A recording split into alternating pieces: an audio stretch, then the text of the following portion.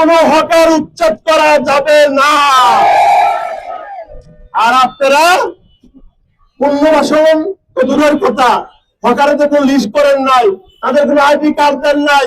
হকারদের 10 দফা পরিষ্কার লেখা আছে। আমরা ভাবছিলাম এই নতুন সরকার, মাননীয় প্রধানমন্ত্রী উনি তার ম্যানিফেস্টো বলছে যে আমরা একটা হকারও পুনর্বাসন উচ্ছেদ করবো না। তাই আমরা জিজ্ঞাসা করতে চাই, এত বড় কুতুব আপনারা কই থেকে আসলেন? আপনারা ইতিহাস থেকে শিক্ষা নিলেন।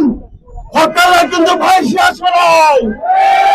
এই হকারদেরকে অনেক নির্যাতন করছে এখানে থেকে কবির ভাই, জসিম ভাই, কালাম ভাই, আফসার ভাই, কমরেড জলি তালুকদার, প্রত্যেকের নামে কিন্তু স্বৈরাচার সরকার ডজনে মামলা দিয়েছিল, কিচ্ছু করতে পারে নাই।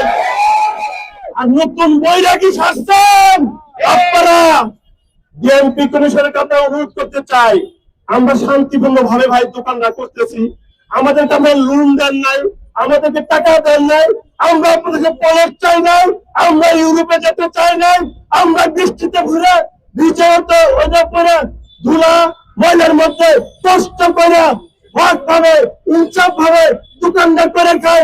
আমরা চিন্তাই করি না, চাঁদাবাজি করি না, পাটপাড়ি করি না। আর আমার পেটে লাথি মারার জন্য আসছেন।